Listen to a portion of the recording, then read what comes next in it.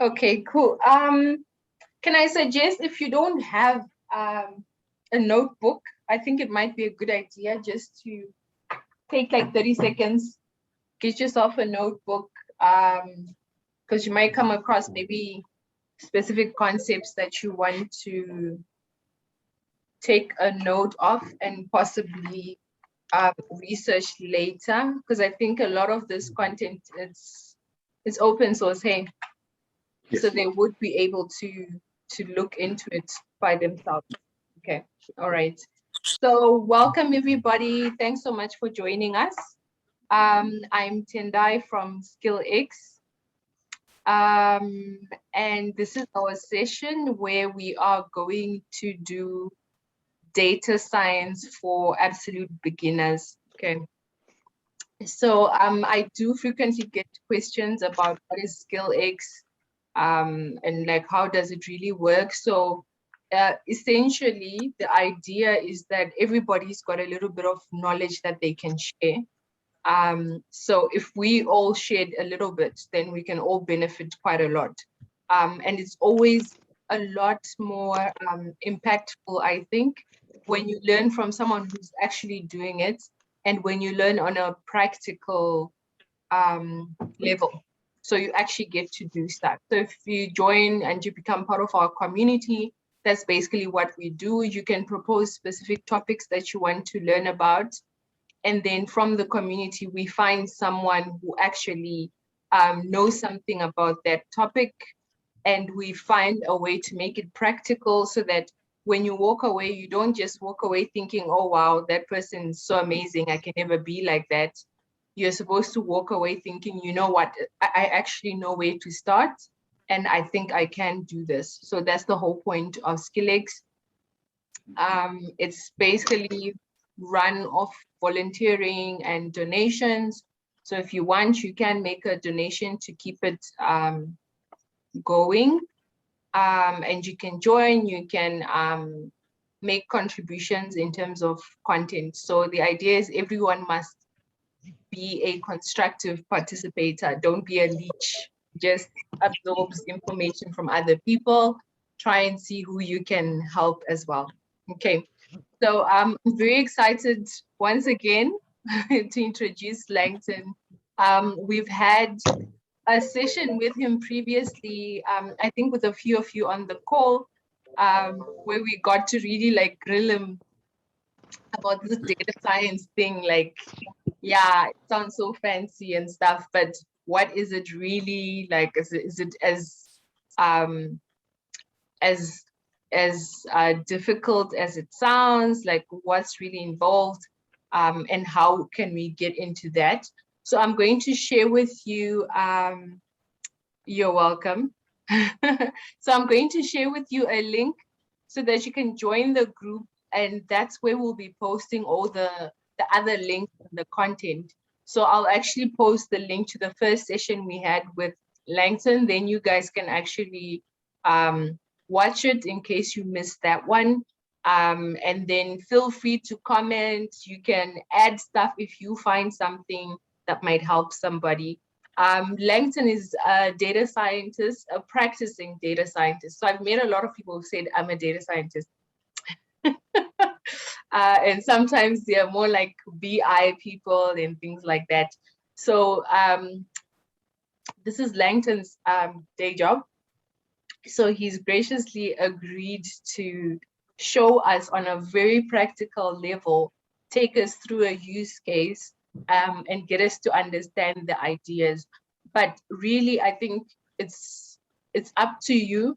I think really try and participate, ask questions. Like, we're really open, it's informal. You ask questions. If we see that it's slowing us a bit down, we can put them in the chat as a way of parking it, and then we can discuss it at the end. But otherwise, like, just raise your hand or ask the question at the time that you lag behind, so that you don't get lost as we go. Okay. Thanks so much. Can we welcome Langton? Okay. Hi, Langton. Hi, how are you? Hi, Langton. How is it? How's it? I would like to say thank you for your volunteering Sure, to sure. share your expertise with us who don't know anything. Yeah, no, you're welcome. Yeah. We are all learning. We are all learning. Yeah, Can I looking just ask, forward. who's LinkedIn here? I see a lot of gents here and I see someone called Zoom user.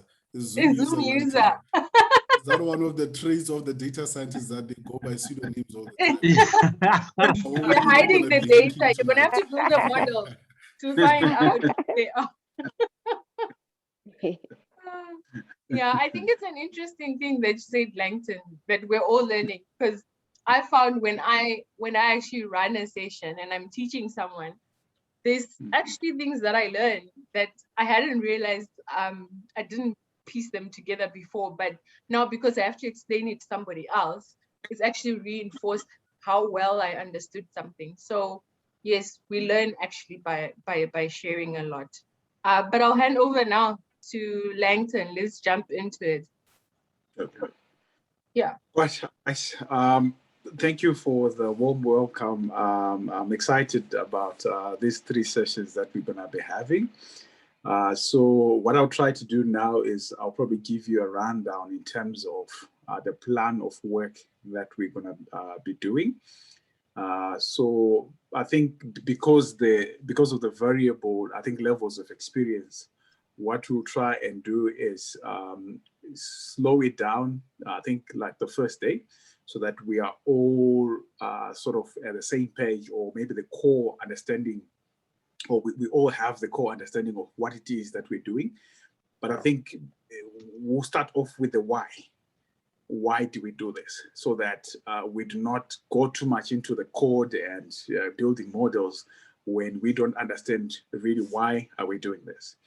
So I've structured it in that format where we're gonna do a use case. So this is something that I usually use for a lot of presentations that I do.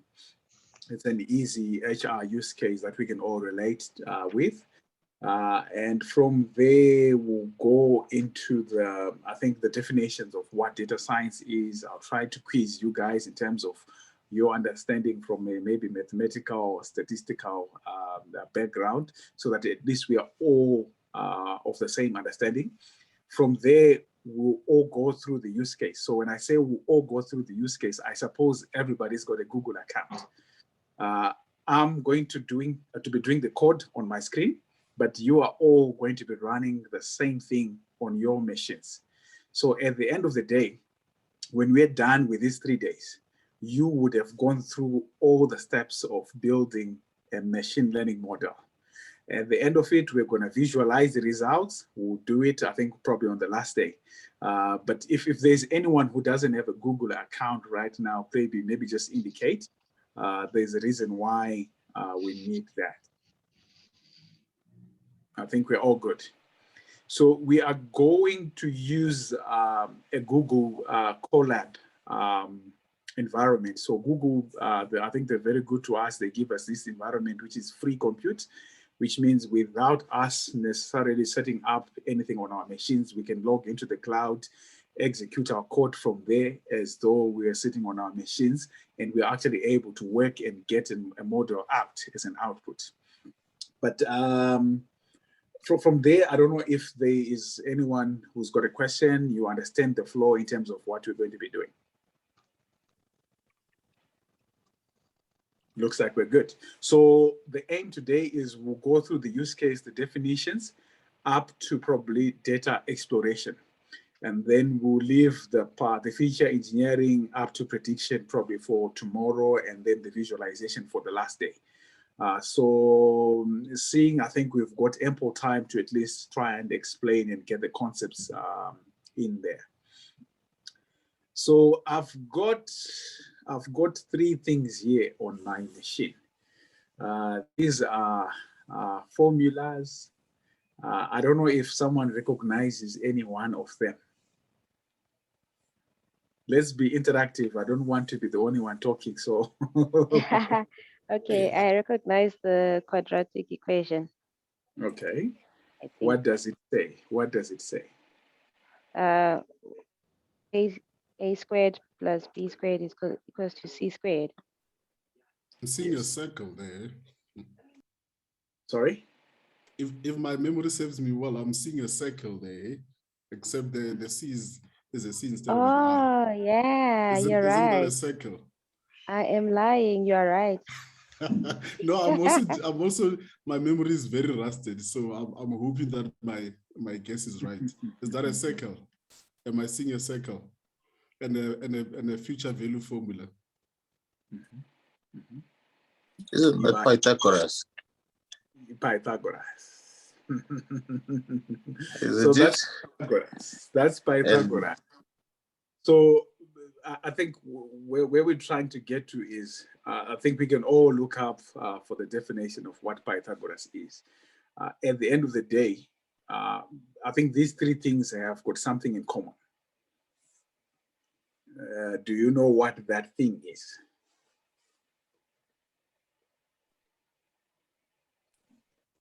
Feel free, nobody's getting marked. They all have an equal sign. They're all an equation. No. That's a good one. All right, let me take the first one. So Pythagoras theorem, basically it's solving for a side of a triangle. So if we know the length of one of the sides, we're able to compute the other sides. To me, that's a formula that is static. It's a formula that will always give me a definite answer. Similarly, if we go to feature value, probably take it, if someone can take it on the feature value one. So you can use an example of your bank account or your investments. So could you please repeat the question again? Yes, I'm saying, can someone else take the feature value? So I've attempted to do the Pythagoras theorem. Can somebody else do the feature value one? Okay, isn't it that the future value, to calculate the future value? So basically FV stands for future value, PV stands for present value, and then I stands for the interest rate, and then, or the rate of return, if you will, in mathematical terms, and then the N is your number of terms. So be it in years, it's usually in years, but sometimes it can be calculated in months. So the way, if I remember it correctly, is that, so to be able to, so for example, say you put 100 rands in your savings account, and then let's say the rate of return, okay, you'll be lucky if you get 5% these days. My FNB colleagues, you should know this on top of your heads. I'm sure there's a couple of quants here, but I'm sure it's probably somewhere around 4%, if I'm not mistaken, or probably less. So let's say 4% for argument's sake. So meaning now, for you to calculate how much will be in your bank account at the end of the year, let's say, or let's say for argument's sake, N represent number of years. I prefer working in years because then at least maybe the numbers will look good. So you would say, okay, so if I put in $100 in my savings account, 10 years from now, on the 10th year, what would be my money worth if the rate of return or your savings, what do you call it, rate of return is like 4%. So you just say future value is going to be your present value, which is 100 rands, multiplied by 1 plus 0.04, all to the exponent of, so in this case, it's going to be 10 years. Yeah. So I don't know if that my example was. Perfect. You guys are smart, yeah? Somebody else to take the old man in the corner there. I'm glad I'm not taking the old man in the corner. Okay. Can I try guess, Langton? Yes, sure. E is equal to mc squared. I think that was what, relativity, if I'm not mistaken. Yes. And it was what, energy is equal to mass times the speed of light. Is it? You guys are clever. So I don't remember. It was high school. Yeah. So I'm just surprised you guys remember this from high school. I feel like you're cheating. Did you like read it up somewhere? Or they're Googling. No, it's fine. So I think where we're trying to drive to is, if you look at all these, there's something that is common among them in terms of there is a correct answer. There is a definite correct answer. And if you put in the time perspective, that answer will not change because of time. it's always going to be 1 + 1 = 2. That's the base. Now, let me switch over to the screen. I'm just going to reconnect here. I want us to look at the definition of data science. I think we did speak about it in the first session, but just to quickly look at it again in the context of the exercise that you've just done now, and machine learning in the context of the exercise that we've just done now. I'm going to read, this is from Wikipedia. They're saying data science is an interdisciplinary field that uses scientific methods, processes, algorithm systems to extract knowledge and insights from structured and unstructured data, and apply knowledge and actionable insight from data across a broad range of application domains. Data science is related to data mining, machine learning, big data. If you go to machine learning itself, it says it's the study of computer algorithms that improve automatically through experience and by the use of data. It is seen as a part of artificial intelligence. Machine learning algorithms build a model based on sample data known as training data in order to make predictions or decisions without being explicitly programmed to do so. Now, if I stop here for now, where we are going to, I think is going to bring out the other aspect of those three formulas we're looking at.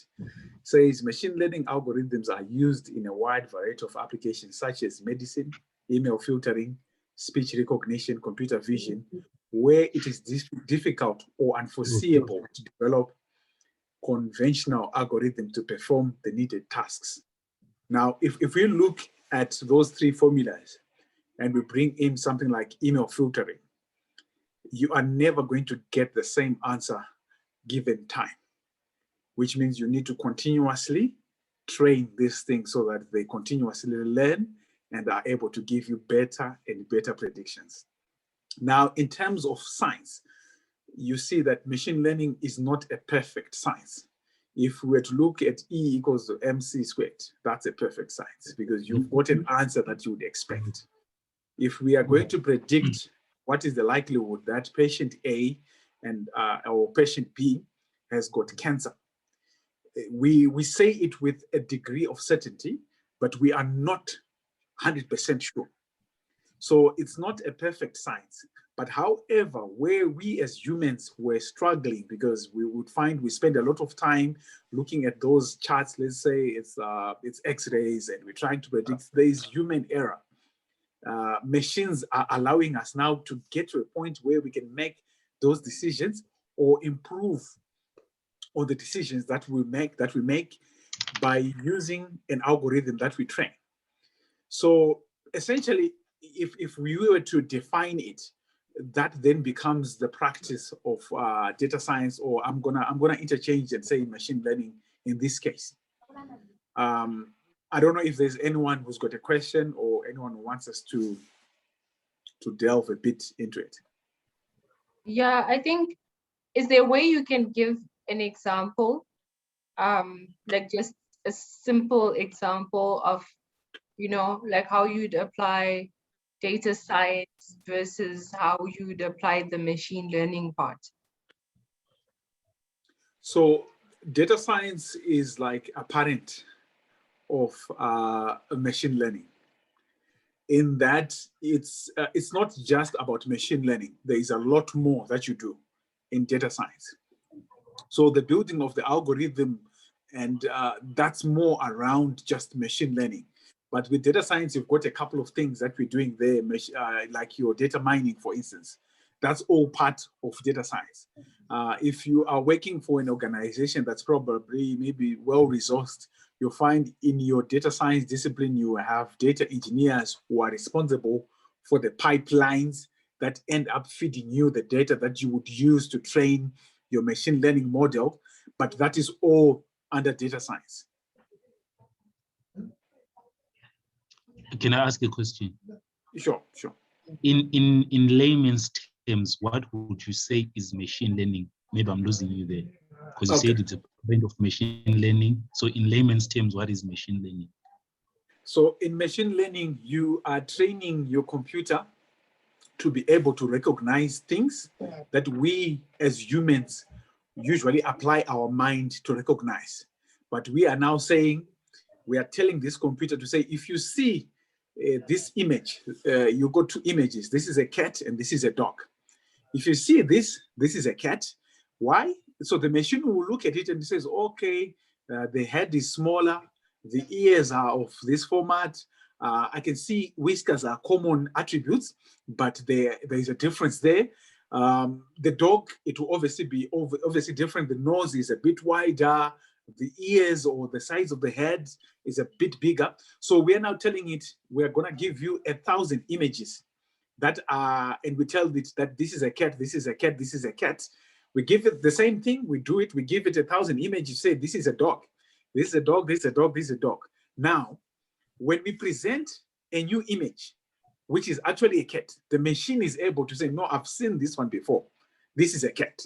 And then it will tell you, I am 90% confident that this is a cat. So that's essentially what we're doing in machine learning. So in the financial space, you could have, let's say, fraudulent transactions.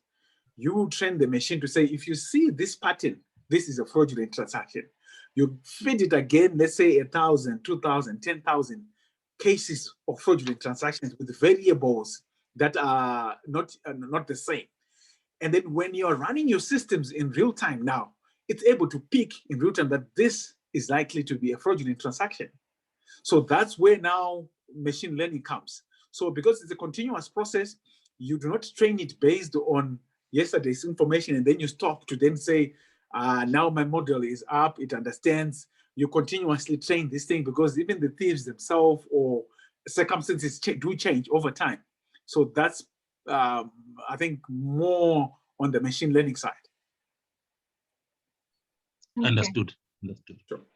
I think, can I add, I don't know, I'll add it and then you'll see like if it fits into your definition as well. I think the first time I sort of started getting it was when someone explained it against BI, to say traditionally we've got a bunch of data and we already know the questions that we want to ask. You will say, okay, I want the total number of customers or something like that. So it's always kind of standard, right? Where you already know your question that you're asking. Whereas when you start looking at things like data science, you look more towards, okay, what can the data tell you? So you might not even necessarily start with an exact question, but you could see answers and insights coming out of there that are not as obvious as what you normally have in your normal data world, where you build it to give you always exactly the same answer. Yep. That's good. That's good. That's good. Are we all good? It looks like we're all happy. Okay, so what I want us to do is I want us to do a bit of setup so that we are all at the same level. I'm gonna go now into the use case. I'm gonna explain the use case and how we're gonna apply it to the problem at hand. But I think before we do that, I just want all of us to go to, if you open your machines, go to collab.research.google.com. We can share the link on the chat.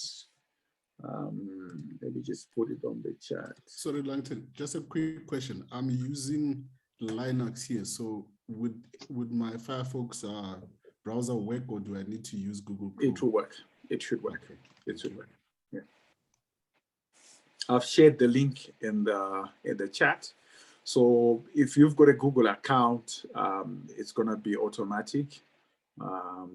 Essentially, Colab, what it is it allows us to execute Python code in the browser. So what you're seeing right now, this is Colab. I've got parts where I've written markups just to define what we are doing. And there are parts where I'm actually running code. What I want us to do is I want everybody to flow. I want us all to flow together so that as we are doing this, you get a practical feel of what we're doing, but we're going to define this a bit more before we do that. But I want us to at least be set up so that by the time we come back to running the code, we are all at the same page. Right, so maybe what I'll do is whilst you're doing that, I don't know if you're able to multitask, I could go ahead and do other things. Unless someone is struggling, please shout if there's a problem. So when we get in, as long as you can see where it says Colab. Yes, it's gonna ask you to create a new notebook. I think somewhere in the middle or written in yellow or orange. Yeah. So do we cancel that or do we create? No, create a new one. Create a new one. That's fine. Oh, okay. And what should we call it? Is there? Yeah. So give it your name. So you can just say SkillX _ your name. Can I share my screen so that? Please do. So that yes. shows.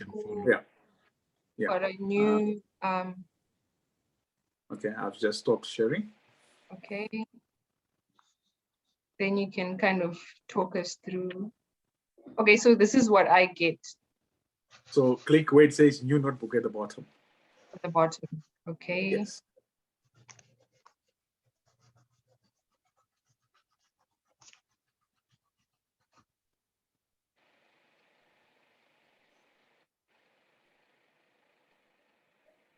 Right, so at the top there where it says untitled, no. Oh, up there. Right up there. Yes, okay. yes. Yeah, yeah. What do you want me to call it? Yeah, just say _TM member or something. All right. So your initials or something. All right. As long as you make, yeah. Okay. Cool. Right. So I think maybe just hold on there. Are we all there or somebody is like behind a bit? It means I personally am on where it says create new note. Okay. Let's make sure we're all together. So the environment you can see at the top there it says plus code plus text. Just click on plus text. Plus text. Yes. So double click there, or just no, it's fine. No, sorry, right. No, double click. Okay, let me just clear this and then. So double click in there. I must double click or right click. One text. Add one. Right. So type something there. Yeah. All right. So famous. Yeah. So you see what you've done. If you click back, let's say, where you've written SKI there. Yeah. You see, it's given you a text now. So this is how we're going to be doing it. We're going to be continuously adding the code lines going down. Okay. So it's either you're adding code or you are adding text. So if you are adding a text, it means you want to save some notes to define something there. For the code, that's exactly what we're going to be doing to run. So the language you're going to be working with is Python. So to just give you, I think, a walk around as well. If you go to a bit to your left, there's a folder icon there. If you click it, yeah, click it. So what will happen now is you get a runtime environment. So it's like you are sitting on your machine. So what we'll do is for the exercises that we're doing, we're gonna create folders as well to save our work and results. But this environment, it gives you RAM and disk. You are able to resume your code, but you will lose these folders. But it's fine. I think by the time we should be okay. I don't know if there's anyone who's not comfortable with the environment yet. So is this kind of like on my computer when I create folders? No. So this is in the cloud. But what you do is we'll run our work here in the cloud and we'll create our own folders here. I'm going to give you the code to do all of that. Once we've done some work, we'll save there. You are able to download now to your own machine. Okay. Yeah. So, but what happens is the code that you work on Colab, it's saved there. Even if we resume tomorrow's session, you'll find your code will still be there, and we're able to resume from there. If you are working in a team, we can even share the code to our team members and things like that. But for now, I just want us to at least be comfortable with the tools that we're working with so that we are all on the same page. All right. Sorry, just a quick one. So- So with regards to that, the working environment, is it possible to save the folders to Google Drive as well? Or it's Yes. only for, okay. Yes. Cool, thank you. So sorry, Langto, I'm behind here. Okay. Okay. So I'm on the create new notebook. My device was Okay. acting up. So where do I go from here from create new notebook? Yeah, so you should have an environment like the one that's on display now. All you do is just put your name there. If you say SkillX, I'm sure for you it's written untitled at the top. So just give it a unique name. Are you there? Yes, I'm there. Yes, on title, yes. Yeah, so if you go create new notebook, you can see what she's doing on her machine. So just put your name there, say SkillX underscore your initials. Are you on the same page, boys?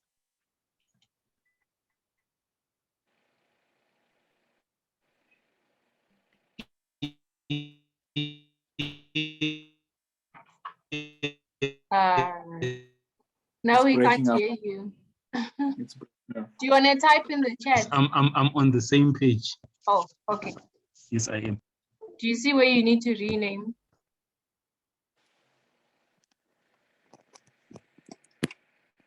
Oh, yes. Oh, all right. Now, thank you so much. All right. All right. Okay. So if we are all on the same page, then I'm happy. Maybe I can share my screen now. Yeah, you can take over.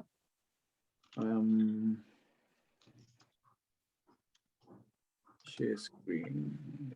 Go back to this. So I'm going to jump back to definitions. For our use case, I'm going to use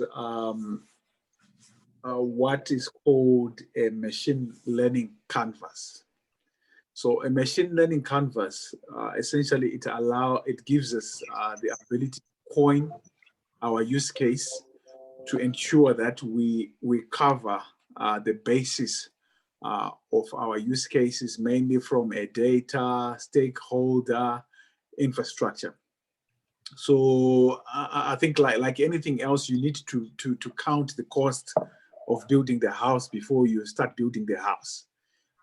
This is where I think the guys that are financially minded are looking at the viability of a project. So you do not just do a project for the sake of doing the project. You want to look at does this make business sense? What advantages is this going to bring to the organization?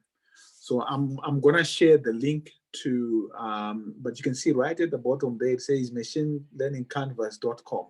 So there's a gentleman called Louis. He created this machine learning canvas and he open sourced it. So we are free to use it to sort of create a base for our projects. So you can imagine this could be you in your own company and you want to speak to your stakeholders and they're asking you, okay, you're talking of data science, you're talking of machine learning. What is it? So what tool can you use to communicate what you want to build? So for our exercise, I've got one canvas that I completed, but I want us to at least go through the canvas to understand what it is. So we've got a value proposition. The question here is, what are we trying to do for the end user of the predictive systems? What objectives are we serving? So this is a question that is posed. So you would have this as a template and then you would fill in what your value proposition is for you to attempt to do any sort of data science or machine learning model. Where does your data come from? So you need to know where your data comes from. So now this is where the whole discipline of data science comes into play, where you've got your data engineers, the guys that will ensure that you've got access to this to your data from your source systems. Sometimes the data might actually be sitting in the cloud, and it comes as a streaming information. For instance, if you're doing something on Twitter, that's streaming information. So that becomes your data source if it's not coming from your transactional systems or from any other third parties. But you need to be able to identify your internal and external data that you're going to consider for any use case that you're doing. The method of collecting the data, that needs to be upfront, because this now starts guiding you in terms of who else do you need to have as part of your project. It happens most of the time. Sometimes we're excited, we get onto a data science project, but we forget the data owners. And then only when we're trying to build, we want to include them in our meetings, and probably prioritization might hit us in a sad way. Features, I'm going to explain what features are when we start doing the exercise, but features essentially the columns that represent our data. So for instance, if you're looking at, we're going to do an HR use case, things like your age, things like your, let's say, salary, years of experience. Those are all features that you would consider. In the case of a cat and a dog, the features would be the ears. So those are the specific unique things that define each and every separate entity.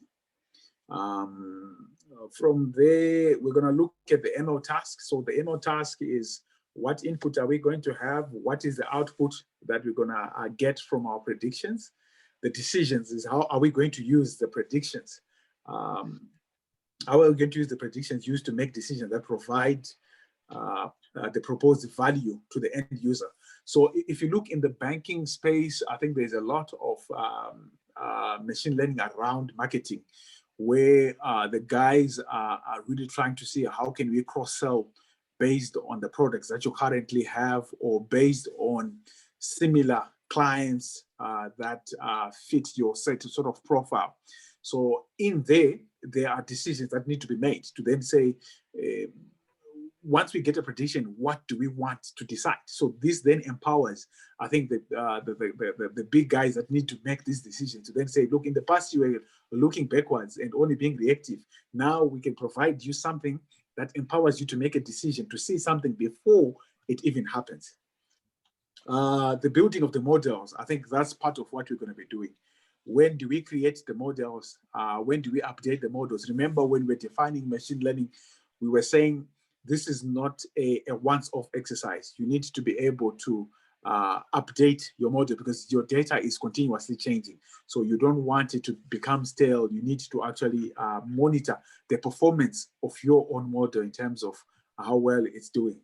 So I think I've already preempted some of the things that we're going to be doing.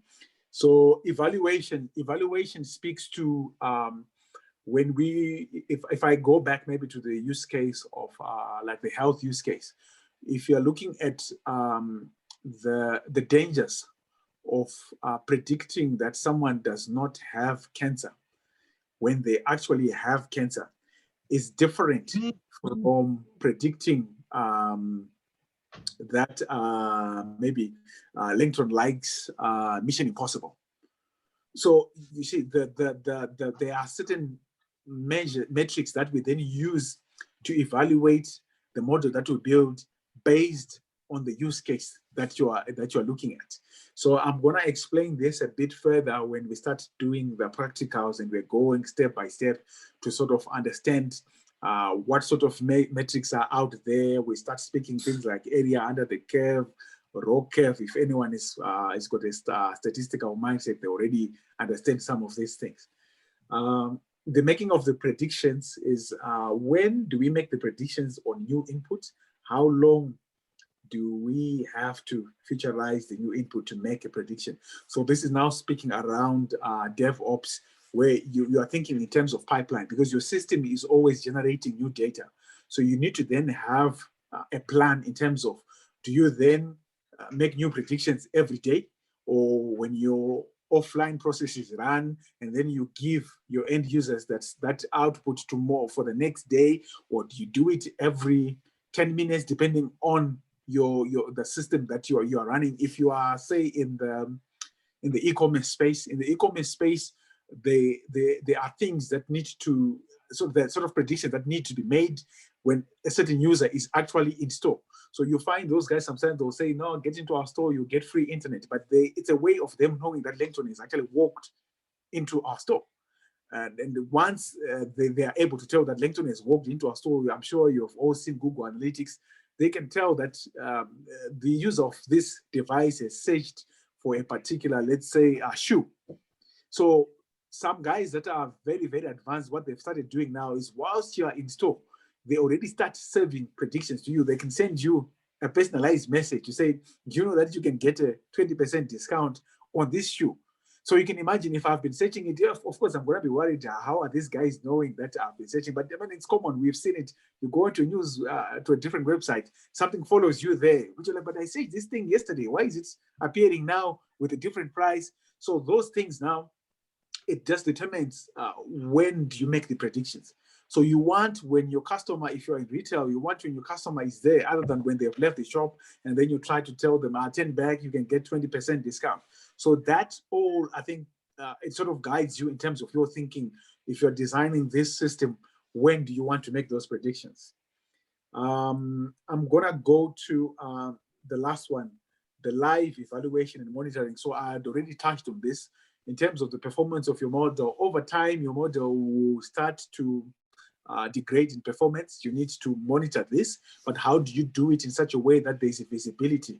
I think in the past, from a statistical mindset, we used to have a lot of models that were black boxes, and in any organization, that thing, nobody you couldn't touch it. If you break it, I'm pretty sure you'd get fired. So for the guys that are in the actuaries, they would have these models where you can't touch it. It's there, it's been proven by industry to say it works, but you don't even really know what it's doing. So how do you evaluate the performance of that model over time? So nowadays, there is, I think, a lot, I think our auditors are putting a lot of pressure on data science work to be able to show what you're doing. So they want to see the lineage. So you're putting in this value when you're designing your model. It's not, let's say, skewed maybe against, for example, black African males of this particular age. How do you then prove that the way you have built your model, it does not, I think I'm looking for the right word. What do we call it? Disadvantage. There is a word that we usually say. It does not discriminate. Yes, it does not discriminate against a particular, it could be gender, it could be race, or it could be a certain profile. How do you do that? In the past, I think I was following a case in the States where they built a model that was based on, I think, what the Americans call Caucasians. And there was a little input data from the African brothers in there. So the few that were there were skewed to a certain decision. So any other African brother would come in, they would get that recommendation or as a decision. Why? Because the model, the way it was built, the base itself was already skewed. So already, if you look, the same thing, it could be around gender, it could be around a particular background or your educational history or income level. You need to be able to prove that the work that you've done, your model does not discriminate, but how do you do it? You need to have visibility. So we're going to be talking around all of that. I don't know if there are any questions before we proceed from here.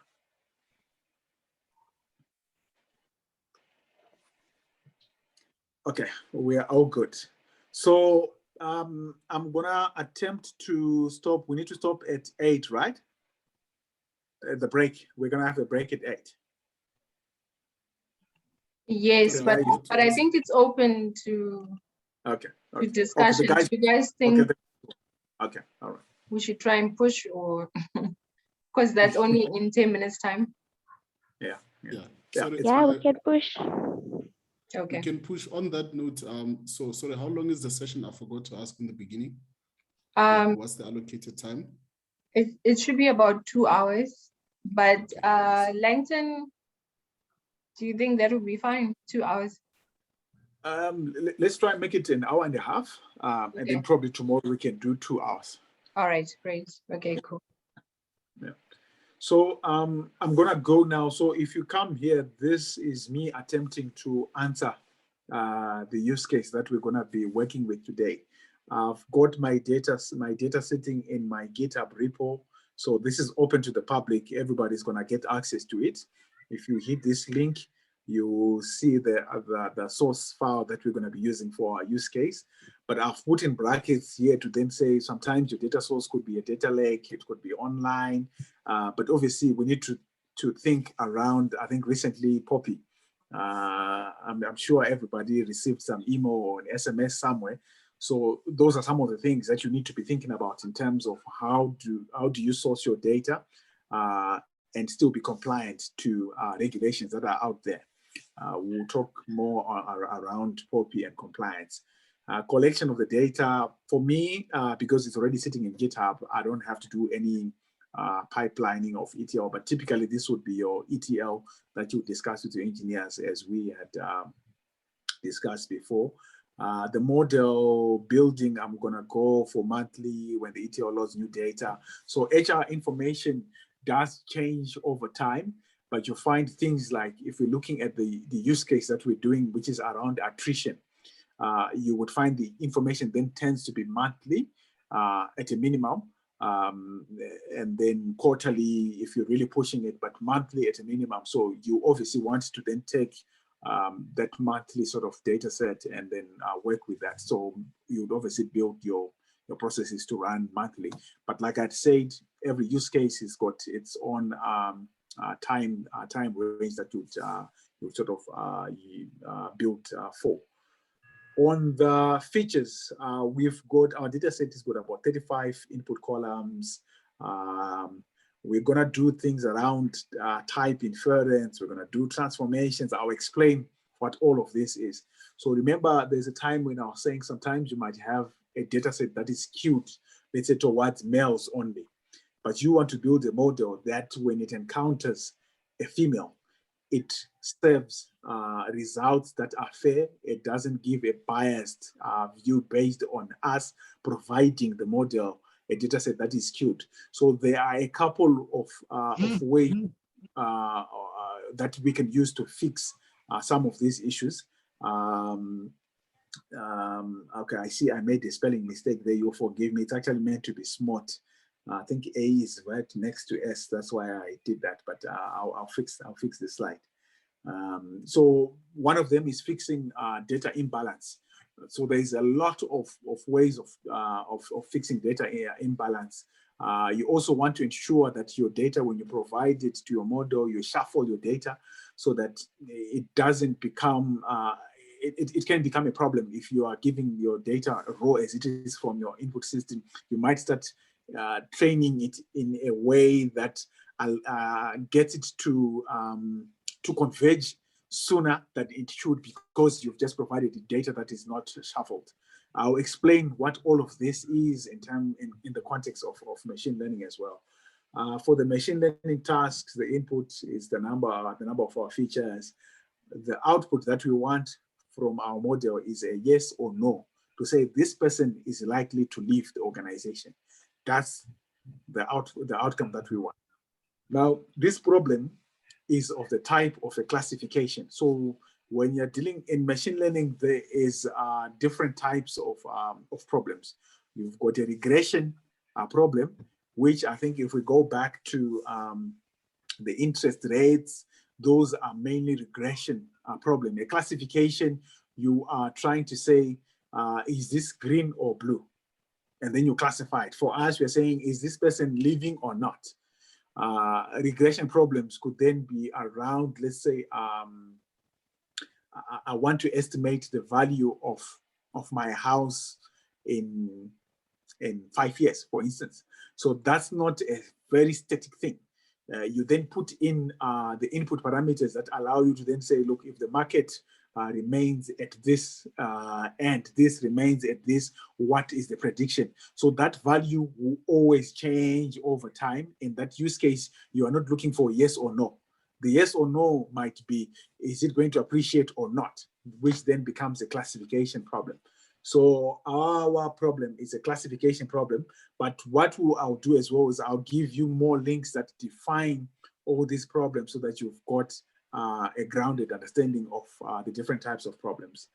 On decisions now, I've said we want to be able to inform HR for possible interventions or further investigation. So sometimes I believe it is very expensive to recruit new employees into your organization. One, from a monetary point of view. Two, from a domain knowledge that we are losing from the resources that we would already have in our organization. You want, where it's possible, to intervene, because sometimes there are certain things that can tell you, look, this is the reason why they're most likely leaving. I know we always think that money is the reason why people leave, but sometimes you'll be surprised. It could be something else. But once we've done that and we have informed our HR to say, look, this person is likely to leave, and we are predicting that this is the most likely reason why they might leave. So we're then taking into account the behavioral aspects that we would have handy in our system. We are then able to inform them that if you are to intervene in 1, 2, 3, 4 ways, you might be able to retain this resource. But sometimes it might also lead to further investigation. Sometimes I've seen people leave organization just because of the rating that they get. And you can see a pattern that every year, after people do their performance appraisals and they get their bonuses, the next month there's a bunch of resignations. So then trying to understand what could be happening there. So it then sort of gives HR also another angle for them to investigate further, or even understand some things that could not be so obvious. Sometimes it might be obvious, but sometimes it's not so obvious. But we are now doing it with the power of machine learning to then empower them to get to that point where they can make those decisions. So on the making of predictions, we're going to do it in a batch form. So batch means it's not real time. So real time would be something that you need to get an answer in real time. If you are ordering Uber, Uber will tell you that we are predicting that the car is going to be at your gate in 5 minutes. That is a prediction that they are running at the back. So they have trained their model over time to learn when someone requests an Uber at this time and the traffic is like this and the weather is like this, and if the driver were to drive at an average speed of this, they will definitely arrive at this distance around this time. And it's always around that same sort of time that they would give you. Then I think I had already explained that we'll do it in a bachelor form. The method of evaluation that I've chosen for us to do is area under the curve. So we explain what area under the curve is so that we are all at the same page. The business monitoring. So there is business monitoring. You want to be able to prove to your customers that the work that we have done is actually delivering value. One, if you look at it from a marketing point of view, the guys that are in marketing, they would look at conversion. So they will say, Langton did not have this product, but when we gave you that lead to say Langton is likely to get this product, he actually took on that product. And you would have your statistics to then prove to say, guys, because of the work that we have done, you have actually made a sale. So if you've got some type of agreement between you and your business partners to say, if we give you a lead and it converts, you will pay us 5% of some value, you are then able to quantify the business that you are getting. So it will not always be the same. If it's not in marketing, it might be something else different, or you might actually be able to quantify the loss that you have managed to save your organization from based on you implementing such a use case. So you need to then think around, how do you speak to the guy that holds the pace? Because this is where they're then saying, okay, you have told me the nice things, but where is the money? Are you saving me money? Are you making me money? And if you're making me money, how and how much? So here is where you then lose, where you either make or break your case here. You need to be able to show a business that this is how you're gonna make money. In terms of technology, we obviously look at things around, like I'd already said, under the curve, the performance of your model, the runtime. For instance, you don't want, if you order an Uber, you don't want it to tell you 2 minutes later that now it's confirmed. You want it to be near real time. So if it's a real time process, you want it to actually be performant within like a sub-second response time. Right. I don't know if there are questions here.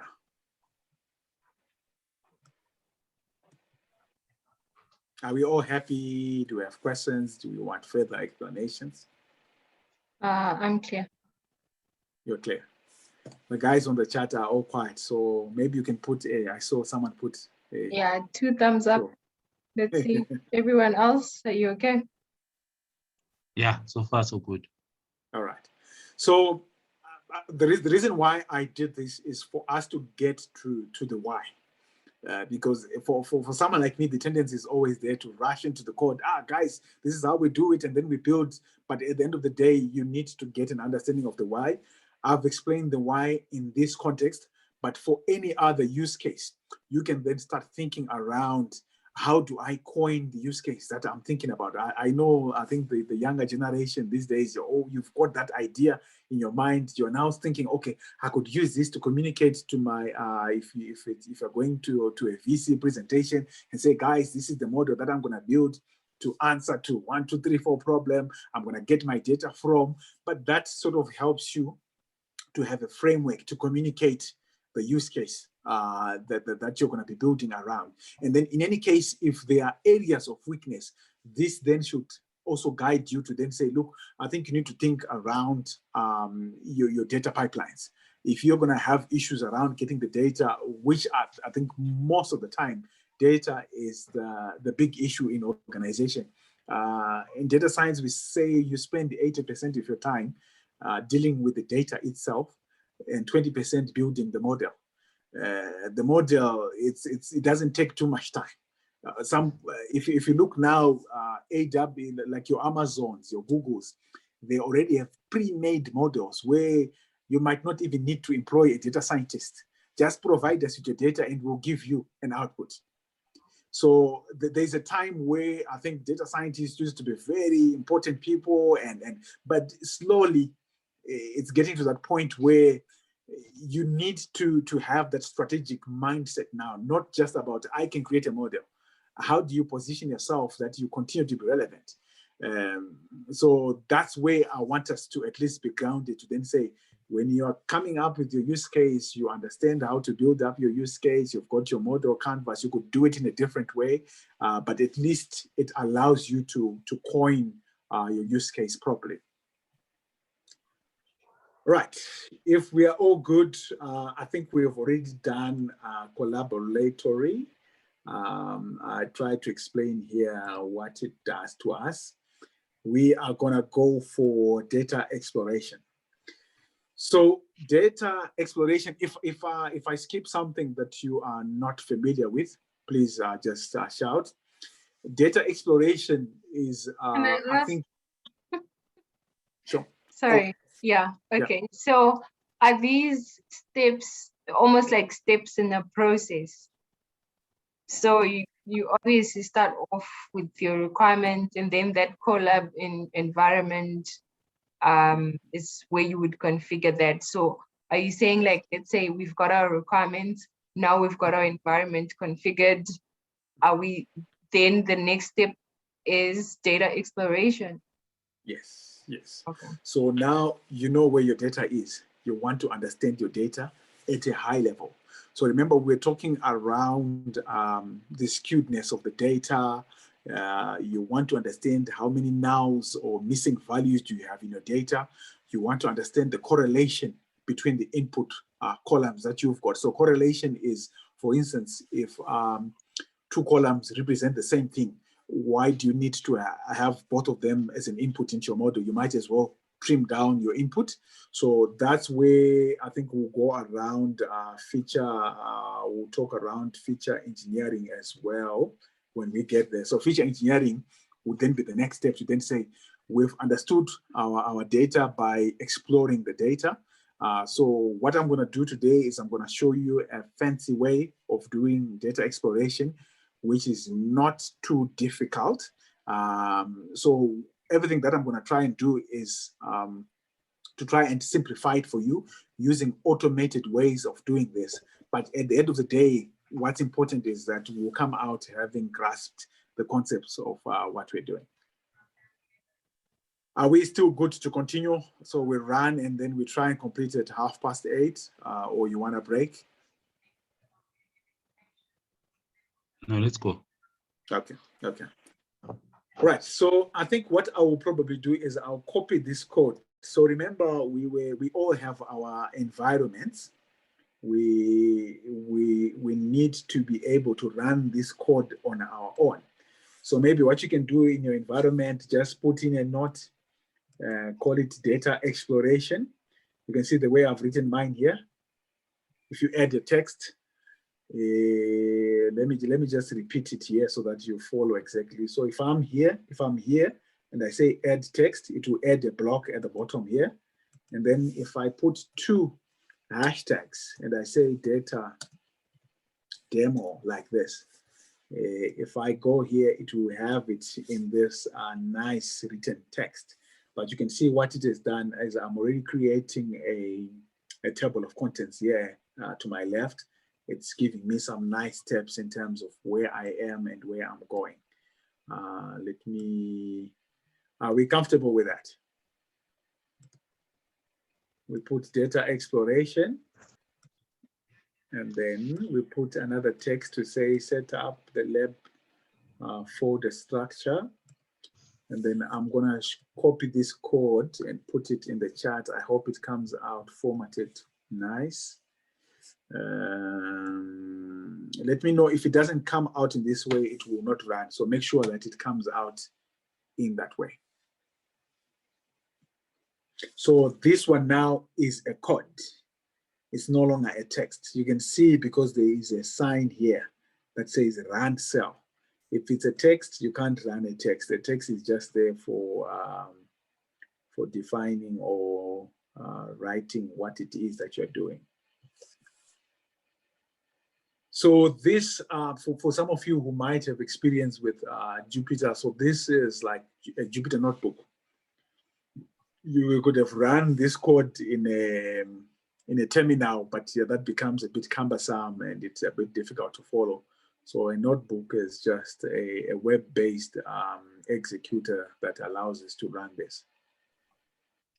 I've just, maybe it was just me being silly, but a note is you need the space after the 2 hashtags. Yeah, otherwise it won't work. Yeah, you need it. Yeah, you need it exactly like this. Yeah. All right. Hello. Hi. Hi, more blessings left behind here. Okay. Okay. Where are you more blessed? I ended text, the first text. Okay. So the first text, remember what I said? You go here at the top, you say plus, and then in the screen it gives you put 2 hashtags. Sorry, are we good?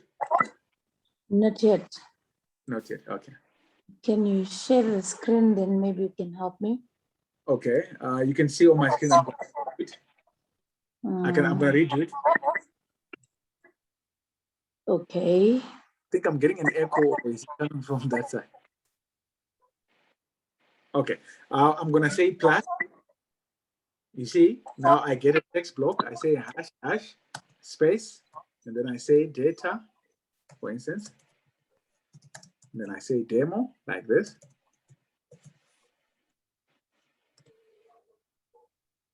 You got it. Let me try. Okay.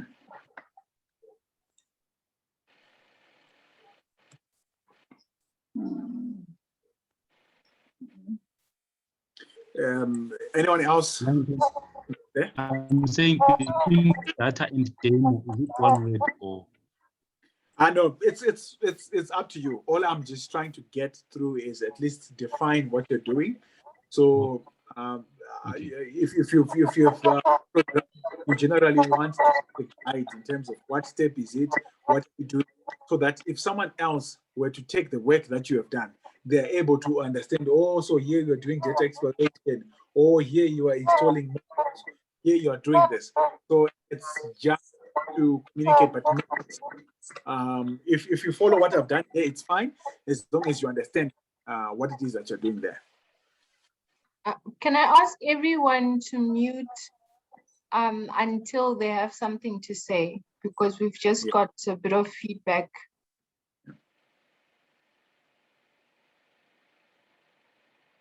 Thank you. Yeah, can More Blessing put a thumbs up if she's okay? I'm also left behind. Okay. I did put the data exploration, right? But underneath, you see this text that is under data exploration, the second one with the menu. Yeah. Right. It's So this one, on, you do it the same way. Here. So go back to data exploration and then say add text again. If you add text again, this one, don't put any hashtags there. Yes. Don't put any hashtag. Write it exactly like this. Add. Oh, okay. Right. Yeah, you got it. Yeah, I got it. Okay. More Blessing, you're fine.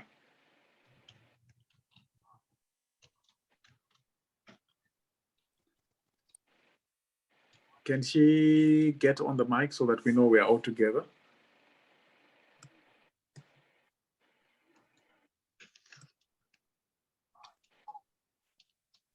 For now, for progress, can we carry on? Okay. Yeah. All right. So the code that I gave you, you're gonna say plus code, and then you copy this text from the chart that I put there, forum, path, lib, import path. Now I'll explain why we're doing what we're doing. Remember, I said when we've done our work, we will save it into a folder structure. So what path is doing is it's a Python module that just allows us to create the environment that we want. So our folder structure is going to be experiments/artifacts, experiments/reports, data raw, data processed. And everything else here is just saying go and try and make directory, the mkdir, parents true, which means it respects the parent. If it exists, don't throw any error. So that's all we're doing.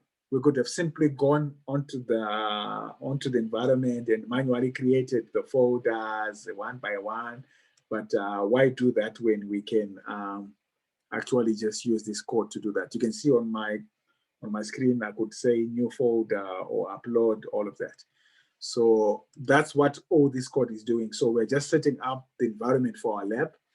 Once you've put in this code, if you run and then you refresh on the left here, if you click on make sure you are on the folder icon. If you refresh, you will now have this folder structure like this. Sorry, Langton, before Moses here, before we execute that code, does it have to be on separate lines like that, or because when I pasted mine is on one line, can you still execute it if it's on? It has to be on separate lines, exactly like this, exactly like this. Okay. So if it's not, go to path and press enter, ensure that it's all in separate lines. All right, thanks. Yeah.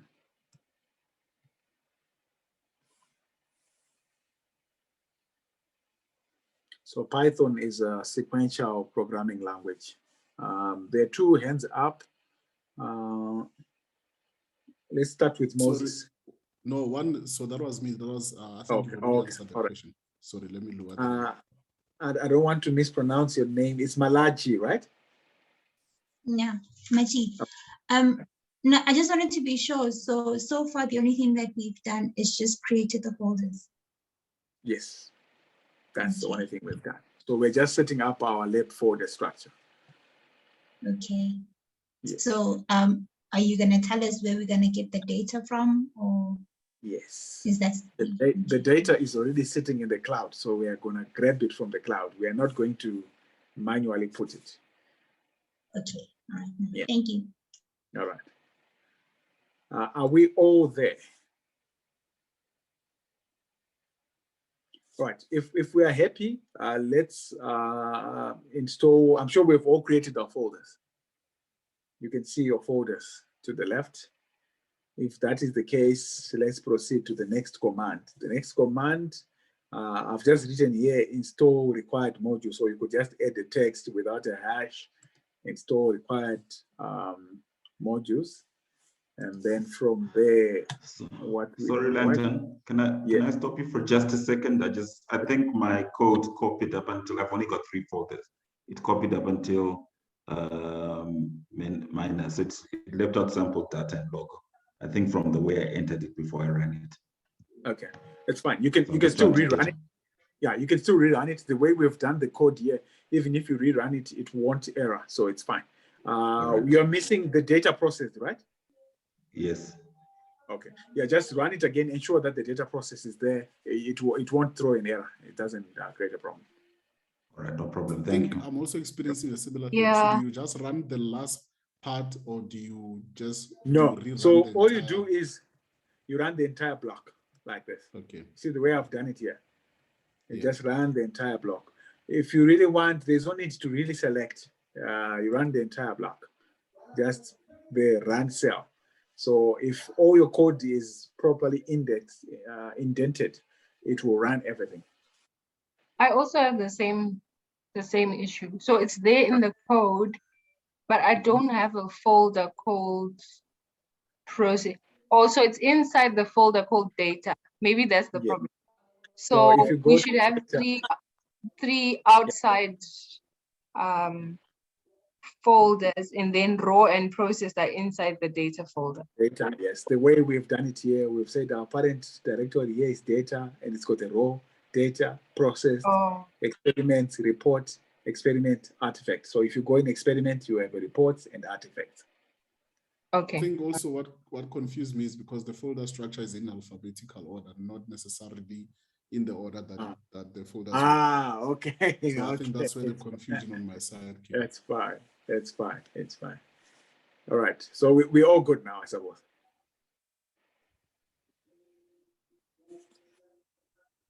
If we are all good, I'm going to go for the next command. Okay. Now, somebody said something? Okay. All right. I said, okay, proceed. Okay. The next command, it allows us to install a Python module that we are going to use for our model building.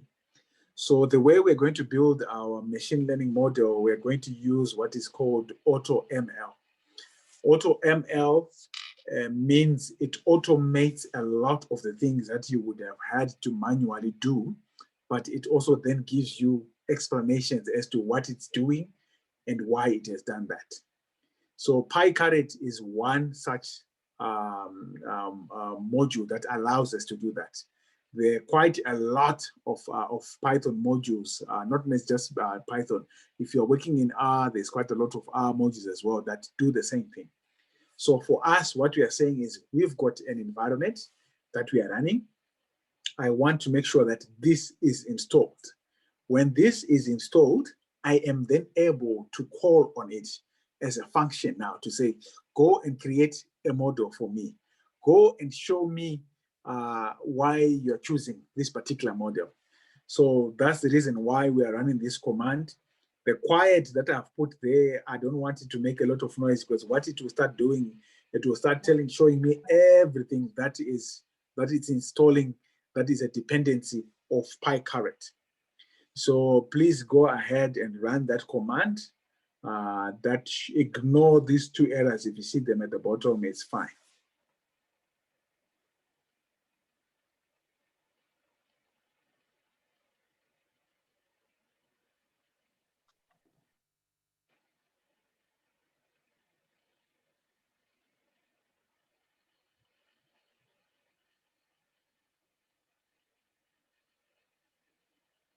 So whilst that is running, we're going to install another one called Data Prep.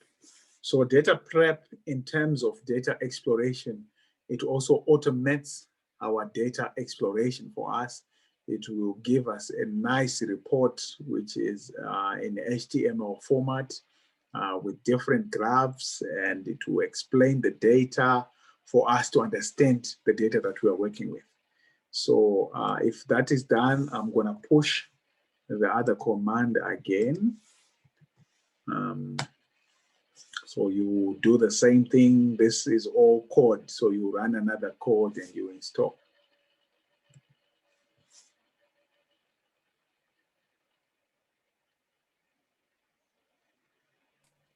Okay, just to check, Langton, I see on my side, I've got a whole bunch of, so it's almost looks like I'm breaking the internet on my side.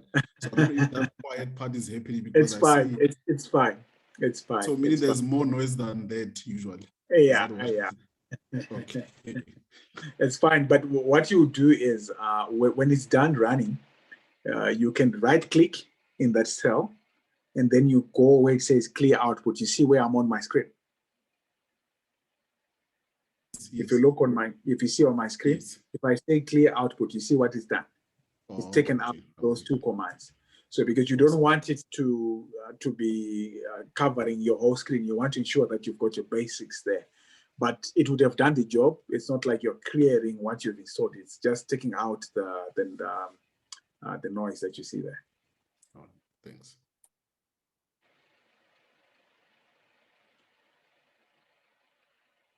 I suppose we are on step 2 now, data prep, installing data prep. That should be a bit faster. Okay, that should be a bit faster than PyCurrent. So all this, come again? Yeah?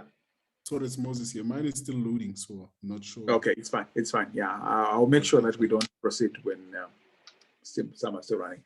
But whilst that is going, from here now, we're going to import 4 more modules. I'm going to bring NumPy, I'm going to bring pandas, I'm going to bring calendar and time. So NumPy, basically we use it for linear algebra. Pandas, we use it for data processing. So pandas is more around having data frames. So data frames could be something like a table. So we are gonna read our information from a flat CSV file, but we wanted to load it into memory so that once it's in memory, we can start doing our computations on it whilst it's in memory. So pandas allows us to do that. So all I'm saying is these are default Python modules where we then say import pandas as PD. So I'm saying give pandas the nickname, for instance, PD. So basically what we then do is we start using PD to then interact with our data. So when we are reading the data, we are going to create a data frame that we're going to call data. Let me zoom in. We're going to call data, and data we're going to say PD. If I come here, let me just break this down. Hey, come on. So you can see the explanation there. PD now, I'm saying PD, remember I've given it a nickname, and then I'm saying you have a function called read CSV. I want you to read this particular CSV. And then all we then do from there is we point, so we've now created a data frame called data from, so this data is sitting in my GitHub repo. This is the file that we're going to be reading. But you can imagine this could now be data that's sitting in, let's say, a SQL database, or data that's coming from a streaming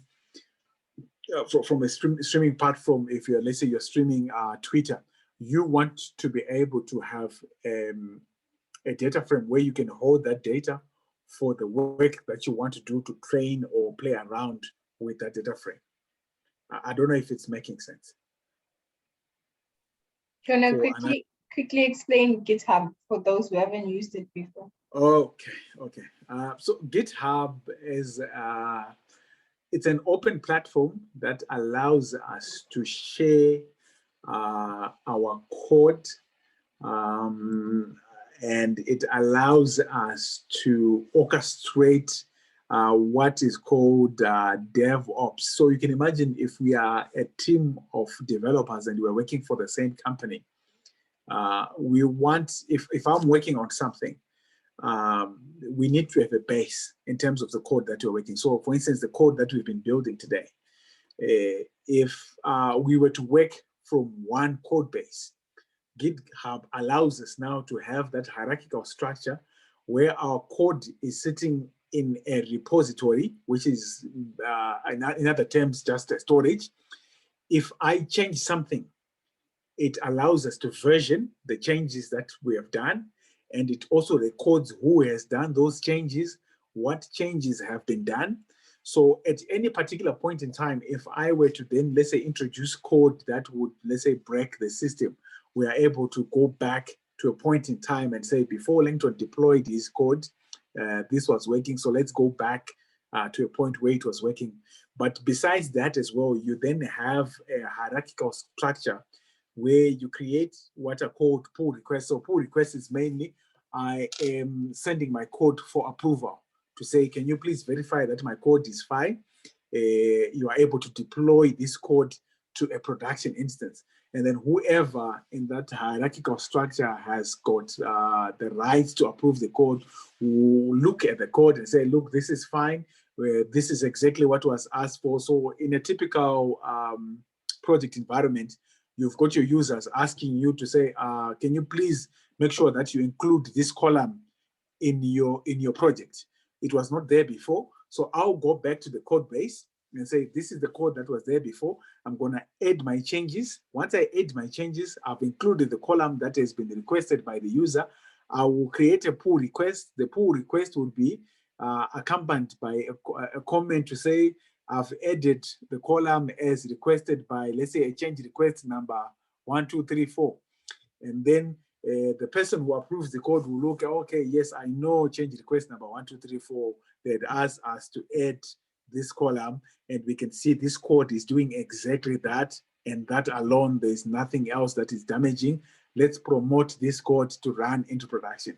So GitHub now is a platform that allows us to do that. So similarly, what I've done is I've created a repo called SkillX here, and in my data folder, I've uploaded this file. So all of a sudden, all of you are able to read this file without me sending this file individually to everyone.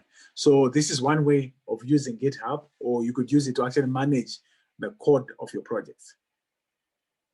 Okay, thanks. Can I just check with everyone whose first code is still running? I think there's actually quite a few. Is it? No, mine is still running, but you can proceed. I think I will catch up as long as I can. I think mine is also running. And I think More Blessing did say So it's mine. Okay, so we're all still on that first one, yeah? Yeah, the pipe grid. Yeah. Yeah, just to be clear, Langton, this is running off the resource, the RAM on the cloud, right? Not on the machine's RAM. Okay, yes, so. yes. So it's not touching your resources. So Yeah, they should all run at the same time, unless Google is noticing that we are bombarding their servers now. Yeah, but it's especially fine. coming from the similar location. So usually what they do is they monitor traffic, and if they see a sudden up in traffic from a certain region, they might just want to check to see if we're doing anything malicious, but we are fine. So I'm going to run it to my machine so that we are all at the same page. So this one now, I think we can upload the video also, guys. Okay. So you can then check for it. I'll send you the link after, like towards the end of the meeting, to join the group, and then just check for it tomorrow morning. And you can see which pieces you missed so that we can proceed. Yeah. Okay. Right. So once I've got my data frame called data, I can say, show me the first 5 rows of data, just so that I can visualize what is in my data. Similarly, I could say, so this is a Python function as well. I could say show 10, for instance, and run this. It will show me the first 10. I could say do a tail. A tail would be the end of the data frame. But just to get comfort that everything is fine, nothing has been omitted. Sometimes you find if you read your data, especially in CSV, you might find your data might not have a header. So you need to take care of that. But just to have comfort that everything is fine before you even attempt to build anything, you will have the comfort that your data is okay. Now, we come now to data prep. So remember, the whole exercise that we're doing right now is to do exploratory analysis. We want to be able to understand what's in our data. So remember, we installed data prep. And now what we're doing is we're now saying from data prep EDA. EDA represent exploratory data analysis. Import, create report. So EDA has a lot of other functions, but for now, we're just interested in the create report function. Now, because remember, we want to do exploratory analysis, we are then going to give it a unique name that we're going to say this variable, this instance of a report, I'm going to call it SkillX _HR _ report LM. And then I call that function that I imported onto my data that I created. So remember, this data is coming from this GitHub repo. I've imported this function. Now I'm using that function to say, run this function against what? Against my data. Right, so if I do that, it's gonna run and create that report. You can see the percentage there, it's done. Anytime now. Okay, whilst it's running, I'm gonna go, okay, it's done. So remember, at some point I imported calendar. Calendar is a basic Python function as well. It allows us to do things with dates, and time is another Python function as well. It allows us to do functions with time. So for now, I want to get time as a string because what I want to do is I now want to output the report that has been created, and I want to give it a file name that is called HR employee -attrition _, and then I want it to have a timestamp string. Because what will happen is you find when you start developing all these programs, you might run this a couple of times, and you probably want to save each instance of your report. So this will then create a differentiator now, because this becomes a timestamp string, which makes each file that we create unique. And then we are saying, where do we want to save that file? We save it to experiments/reports. So when we go into that folder, we then expect to see a file with this file name and the timestamp in this location. So that is the reason why we're creating this folder. If we didn't create it before and we try to save there, it's going to throw an error to say this folder does not exist. So I'm going to do the same here. So it will say the report has been generated with this timestamp and it's a .html. So what I will do is I'll go to my reports folder without even refreshing. I know this is my file. You can see before I had this file, now I've got a new one. So what I'm going to do is I'm going to download this file. This is going onto my machine, and I can see there it's still running. I'm going to wait for it to run. So the report that we've generated of our data, remember the key thing we want to do is we want to do exploratory analysis. We want to be able to understand exactly what our data looks like. So similarly, in any use case, you go to a client, they will provide you with data. You yourself, you will probably not have enough understanding of the structure of that data. If you're lucky and it's coming from a system that you've worked with before. So for instance, if you are working with SAP or you're working with Oracle and it's a specific module that you really understand the data structure is the same, you'll probably not have a lot of issues, but you still want to be able to play around with that data so that you understand in terms of how they have worked with that data. If you can draw any insights from there. Let me just see, where did this file go? I think Molifa's got a question. Okay. Yeah, sorry, Langton. So I was just going to ask, whilst you were on that, naming the file with the timestamp, is it possible to perhaps, instead of having it as a timestamp that look like a big integer, but to make it look like, let's say, the actual today's date, like 2021, 0718, and then with a timestamp, probably the end? Yeah, oh, okay. yeah. It's possible. Sorry, I had not allowed this to download the file. That's why it was blocking it. Come on. What study downloads? Okay. All right, I can't find my file. This thing does not want to allow me to download, but it's fine. Let's see if we have issues. I can open an old one.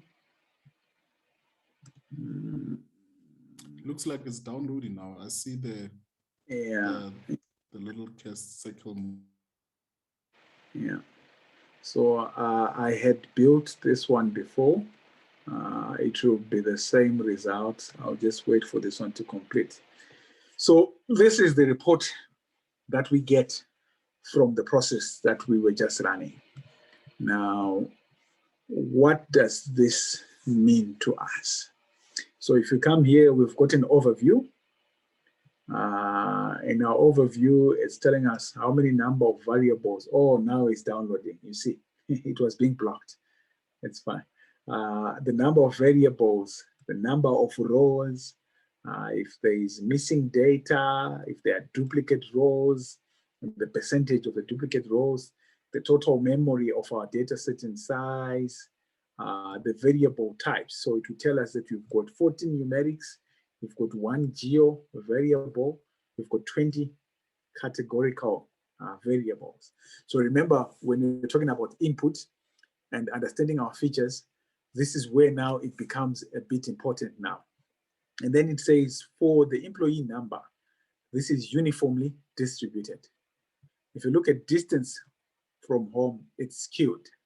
So already you are now getting into that sort of statistical mindset, understanding the distribution of your data. I think I saw a question there, but I'll respond to it.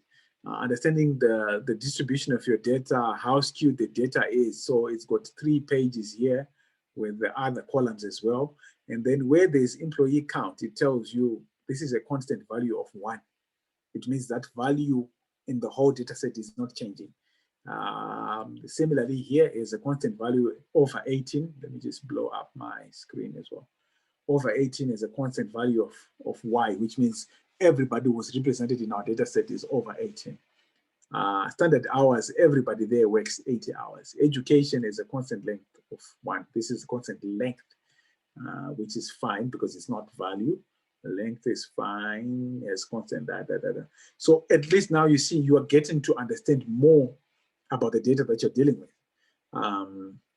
If we go to a number of companies worked, it has 197 zeros, and then it tells you how much a percent of your full data set that is in terms of a percentage. Similarly to years in current row, there are some people who have zeros as well. You've got some zeros there in your data.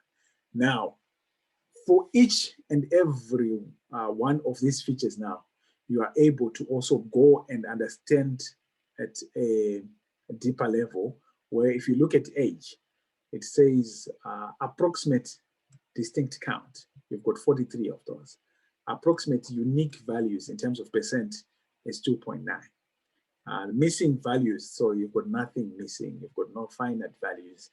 What is your mean, maximum, zeros, negatives? So as well here, you've got your distribution. So remember what you're talking about, skewedness of data. This is where it comes in. If it's all skewed, we've got a data set that's dealing with people that are in the 18, let's say 18 to 20 range. And then we try to train our model based on that. When it encounters this guy, you're going to have a problem. So this now already in your own mindset, you're now already starting to look at, okay, so what columns are important for me to build the model that I want to build? Do I need to implement some other methodologies to overcome if I've got issues? If I go to an in-depth report for age as well, I think the stats we had already seen, it breaks it down looking at the interquartile ranges. What is your median? What is your maximum? What is the range? You've got your interquartile range as well there. So that you can see with just how many lines of code? It was 1, 2, and 3. We are able to generate all this analysis, where normally you would write a lot of code to try and go through each and every one of these columns, project them, do different kind of charts to understand what the skewness is. Already from just those 3 lines of code, we've been able to do exploratory analysis. KDE plots, similarly, normal QQ plots. If I go back to my notes here, I gave explanations. So I'm going to share this notepad as well so that we are all on the same page. In terms of skewedness, if you're doing a what is called a null hypothesis, you've got a p-value. If it's less than 0.05, it's too much statistics, but at least you just get an understanding. It means there is a significant skewness. How do you mitigate that? So remember, we're talking around if you've got data that is skewed towards a certain value of an attribute, how do you then mitigate that? Because at the end of the day, we still want to train our model. So there are a couple of methodologies that we can use. So SMART is one. Synthetic minority oversampling technique. So if I look at the example where, let's say I've got 100,000 records, of those 100,000, let's say 20,000 are males, and then the 80,000 are females.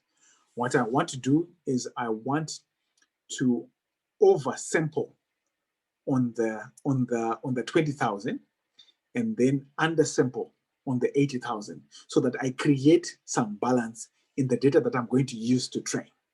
So that is one way of doing it. So that the model now will say when we are training, we understand that this data is definitely skewed in this angle. How are we going to cover for that gap to ensure that I see comments, so maybe what we'll do is when I'm done with this, we can take the questions that are in the comments, so that we balance our data, it becomes even. So all of that, in terms of us, if we go back to a KDE, we're looking at, it's a non-parametric way to estimate the probability density function of a random value. The QQ plot, so if we go back again here, we've got a normal QQ plot. So you can see it's trying to draw a line around that, and then you say, based on the values that you've got for age, how are they distributed towards, let's say, the mean, for example.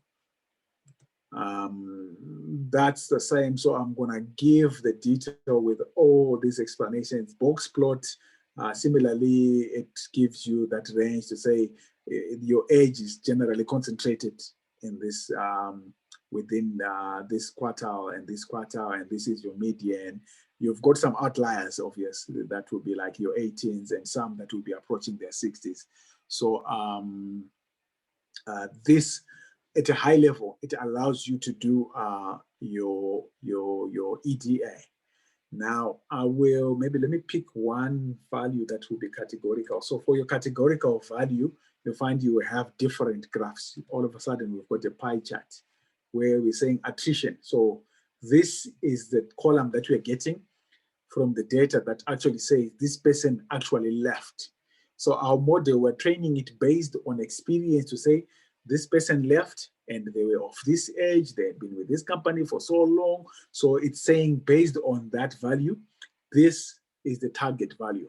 The target value, it's saying based on the data you've provided us, 83% did not leave and 16% left. So based on that, we are able to train our model. So some of these values will not make sense, especially a word cloud for this will not make sense. Word frequency, it represents the same thing anyway, similarly to that. So from an exploratory analysis, it then means we've got an understanding of our data, how it's distributed.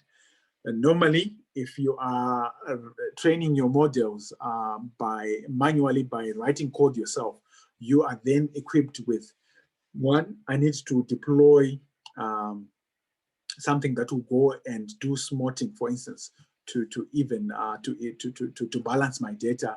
I need to remove this column and this column because they are the same. I think there are some columns that are the same. I can't remember which one. There are some columns that would have the same column. So you would actually drop it from your data set.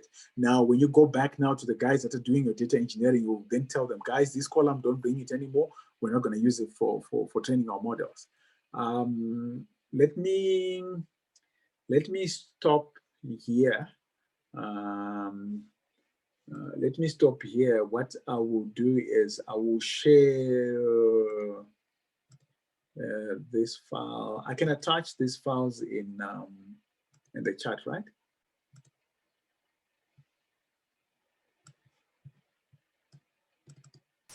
Yes, you can. And I'll also add them to the group on the website. Oh, okay, it says touch your file. So maybe let me not go too much into the detail.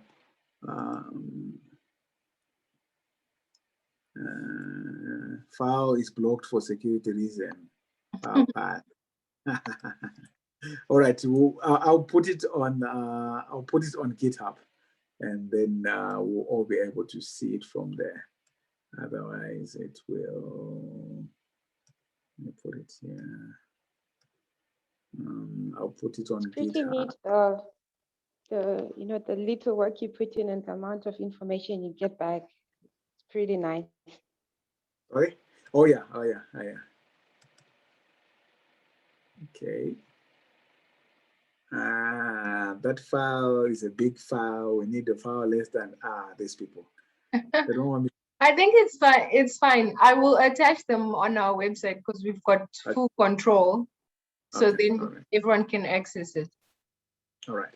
So what's important is even after this meeting, you guys should just follow through the rest of the code. We'll upload the rest of the code so that you can do this on your own. But at a high level, you need to understand the why. Why are we doing it?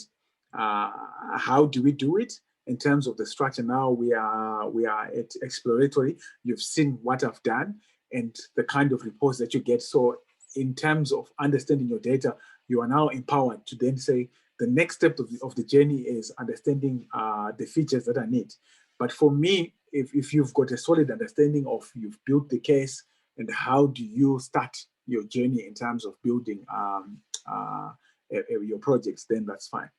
I don't know if you want us to attempt the questions in the chat, and then we.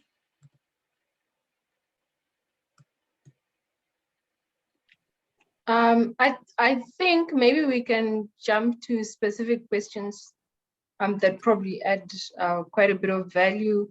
I like this question here about, is there governance or a governance discipline or processes within data science that ensure that the models are not biased, for example, based on gender, race, etc.? So is that actually governed, or is like left up to you? So I think in the first world, the guys have actually started to look at it seriously. I know of a number of companies that were actually fined for deploying models that were discriminating. So I think if you look at probably maybe just as a discipline, generally, from my own experience in our market, we are still at that phase where we are learning a lot of this, and you find the governance will come. But right now, people are still excited. I've created a model. That's where we generally are. But there are processes in place. I'm going to try and look for, I think, one report that deals with this.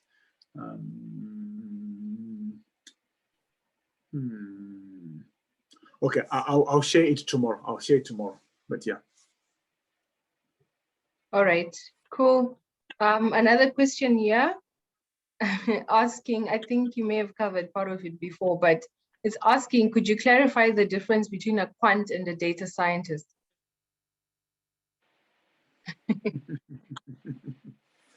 A quant. So I think at the end of the day, it's probably one and the same thing. So I like to take it from if you look at the guys that were doing quants, a lot of them they were using tools like your SAS, where the ways of doing things was a lot manual, and at the end of the day, you want to achieve the same result. So if we come from the tools that they were using, they were a bit, I think now we can say primitive, whereas now data scientists, the way we are coming in, it's more automated tools. We are integrating directly with the applications that we are using. But if you're coming from that background, you are already probably a data scientist, but maybe just from a different, I wanted to say era, but for lack of a better word, the understanding is the same. The understanding is the same. If someone has got a statistics background, a mathematics background, they are much faster to get into data science than someone who comes from an IT background like me, for instance. So your quant guys, most of them, they were coming from a mathematical background, where now if we're starting to talk around things like skewness, those guys are really at the top of the game. They would understand from the get-go what this is. If you start looking at your, for instance, your interquartile ranges, that's the domain where they already thrive. But if you look now, we are not just ending at the quants. We're now getting now into, so how do we then apply this in terms of the tools that we're building to better, I think, the decision at the end of the day? I'm not sure if that really answers that. No, I'm happy with that. I think you've answered it very well, because in my perspective, the way I look at it is that with the quants, without sounding offensive to the quants, I'm very tentative to use the primitive or synonym. Yeah. So I would say, yeah. So I would say, so the quants are more like they are more like what do you call it, descriptive stats type of guys, whereas your data scientists, you are more like prescriptive. So meaning based on data, you can tell the decision maker what's likely to happen. Whereas with the quants, you would usually just say, okay, this is what happened, and probably this is what's likely to happen. But you not necessarily you don't have, I suppose, the same level of confidence as with the data scientists, I suppose. Yeah. Sorry if I offended anyone. They're not primitive.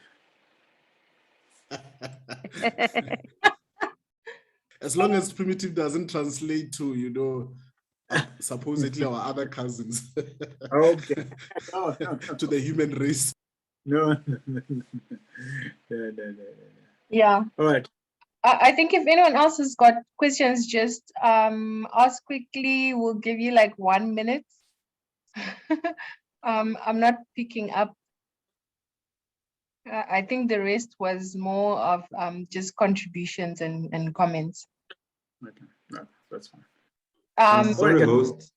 Yeah. Just one question. What time do you think you'll have the video loaded so I can just plan my day for tomorrow? I just need to catch up with quite a bit.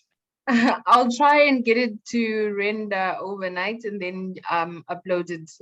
Let's say before 10. Okay, before 10. Thank you very much. All right, sure. All right, guys. I hope it's been exciting and you've learned something. I think we'll also upload the code so that you can also do it on your own as well. Lovely. Thank you. Thank you It's so been much. nice. All right. Awesome. Thank you so much, guys. Great session. All right. Information overload, but yeah, it was exciting. You'll have time. You'll have time. So I pasted the link, guys. I don't know if you've seen it. The link to the group, just so you can get copies of everything and the videos and anything else that you might need. Yeah, we got it. Okay. I don't know about others. Yeah, received and requested to join the group. Thank you. All right, cool. I'm having problems with getting to the group. I don't know if I could get help, please. Okay, if anyone's got issues with the group or getting access, maybe we can stay behind and then release everybody else.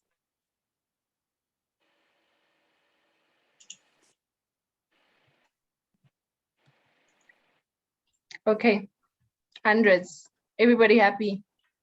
Yeah, happy. Thanks so much for being a great audience and for participating, asking questions, staying curious. That's why we have this platform. Feel free to suggest other topics, or if there's something that you want to share, you can get in touch and we can do that. So hopefully the video will be up a lot earlier. And then you guys can just like go through it, and maybe if there's a piece that you missed, if you want to play around with it, you can do that. Thank you. Enjoy your evening. And thanks so much, Benton. We appreciate it. Thank you, Oh, good. Very much. All Thank right. you. Cool. All right. Bye, everybody. Bye, guys. Bye. Does it matter? She's going to head out.